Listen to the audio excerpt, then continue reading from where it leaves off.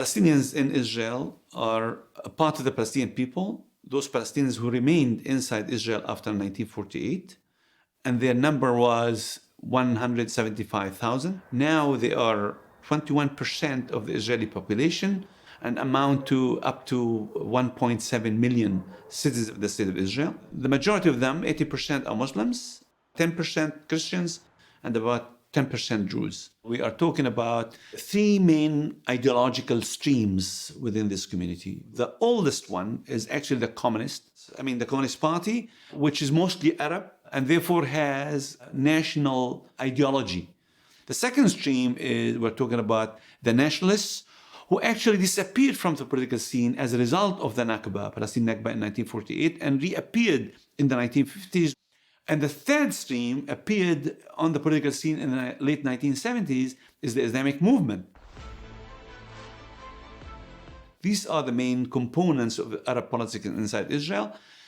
They sometimes unite in order to increase their power and their impact on the political system, but in most times they compete among each other for loyalty of the Arab community. The Arab Palestinians inside Israel and their political participation is marginal. They're pushed to the margins. They're not recognized as such, as a national minority. And therefore, their participation is only legitimate when they are needed by one of the camps within the Israeli political system. The Islamic movement joined the coalition formed in 2021. For the first time in the history of the state of Israel that an Arab party joins the coalition. The participation of an Arab party within a coalition, especially the Islamic movement, is a very short experience. It's only 1 year. So it's very hard to determine whether it was successful or not.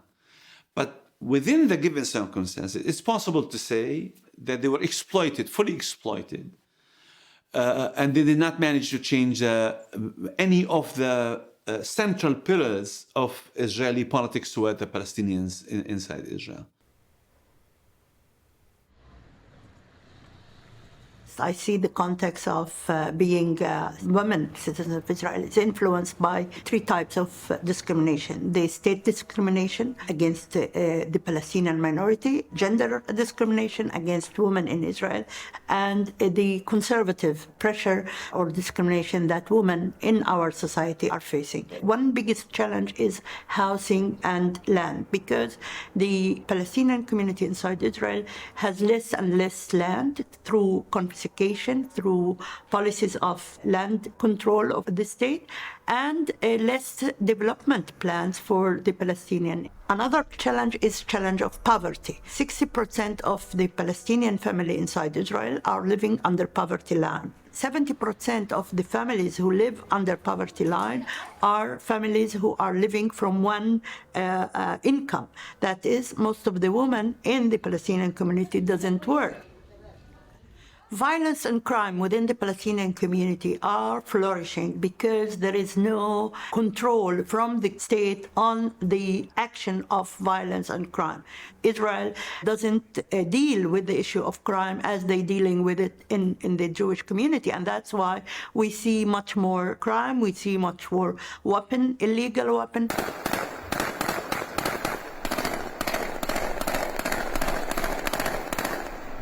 The value system within the state as a whole and within the Palestinian community specifically are more and more closing. The shrinking space is not only governmental shrinking space, it's also the conservative forces within our own community that are prohibiting any development, any expression of the differences, any expression of being someone different. If you are different in your sexual orientation, if you are different in your political values, that's why I said pluralism is one of the very important values that I, as a feminist, as an activist, I'm fighting for, I'm struggling for. So the current state of the Arab-Jewish relations is not good, I would say that. The tension is everywhere. You feel like cutting the air with the knife. Israel is treating us either as a demographic threat or a security threat, and at best case scenario, second-class citizens. To live in that illusion of being able to build relationships between the Palestinian minority and the Jewish majority without dealing with the issue of equality, without dealing with the issue of really empowering the marginalized, without understanding that we have narratives, very different narratives. I grew up understanding that what happened in 1948 is the Nakba. They grow up understanding that what happened in 1948 is the establishment of Israel. Any partnership that has to be sustainable has to include my identity as a Palestinian. Without equality, there is no real partnership. We're not equal. So for me, it's really very important that when we build partnership, we understand the conditions and the situations and the challenges, and we both take responsibility to improve these conditions. The Jewish majority and the Palestinian minority, we have both to act to create this partnership on the basis of mutual understanding, mutual respect. When I say mutual respect, it's not a slogan. It's understanding that 1948 is the Nakba for me. No one thinks about peace and Arab-Jewish relationships as something urgent. Everyone thinks about this as luxury. When people live in poverty and war and crimes and violence, Arab-Jewish relations is not something they wake up in the morning and say, I want to do it now. So for us to create a space for this goal and for this mission, we have really to step beyond the struggles that people are going through these days. Before 1948, before Israel existed, there was Palestine. So we were Palestinians before the existence of Israel. And then, when the new country was founded on the ruins of our people, they gave us, the people who stayed in here and weren't expelled, they gave us a new identity, which wasn't natural because we are not Israelis. And then all of a sudden we became Israeli Arabs because they wanted to erase the old nationality. Palestinian identity isn't just being Palestinian for the sake of being Palestinian, meaning I want to resist identity erasure that's been practiced against me. Identity is culture, is heritage, history, language. By saying that we are Palestinian, it's also about reminding everyone that we are here, we are natives. Everything about me is Palestinian. The food I like, the culture, the language, the heritage and history. Since 1948, the establishment has been trying to erase our identity, but we still make Palestinian films and music, and our art is still alive, is beyond incredible. Juggling between keeping your identity alive while still being an Israeli citizen is never easy. We are taxpayers, we pay taxes, we are entitled to services from the state. At the same time, by saying that we are Palestinian, you agitate that state. So it's a problem. So it's always tricky. It's always very, very hard. Being a Palestinian is just about our identity. Israelis do not accept any other identities in here because to them it's a threat. It's not, but this is how they perceive it, because this is how they've been wired by the establishment since childhood. Know nothing about the other people that live in here. When the Israeli establishment recognizes what happened in 1948, the huge catastrophe that happened to the Palestinian people that they caused, and when Palestine is free and when Palestinian refugees are given their rights, I don't care what you call me.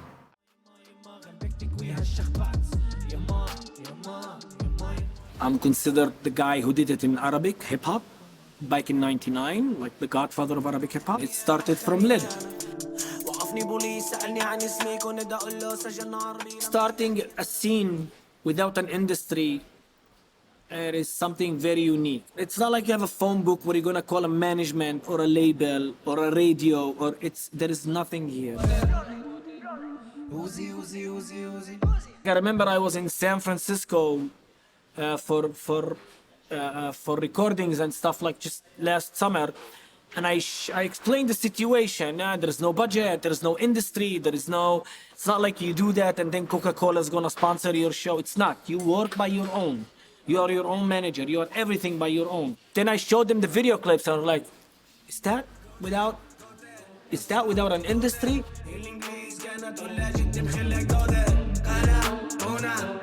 And it's not just because of it's my song, it's the director who did it as well, the guy who, the cameraman, it's the uniqueness of creating with all those barriers.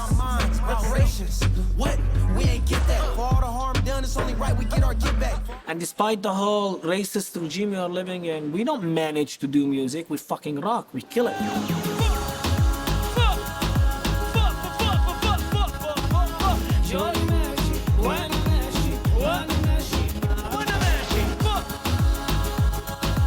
My art nowadays are really well organized in a chaos, in a chaotic way.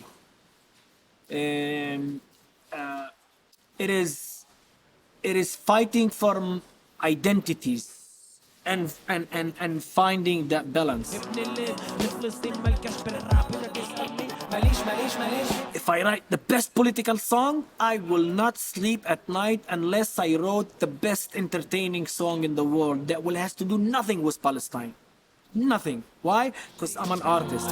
بزنس مان كوم احلام كل كومي للسقف بحرر وطن بالعضل مبني بدولة بالعقل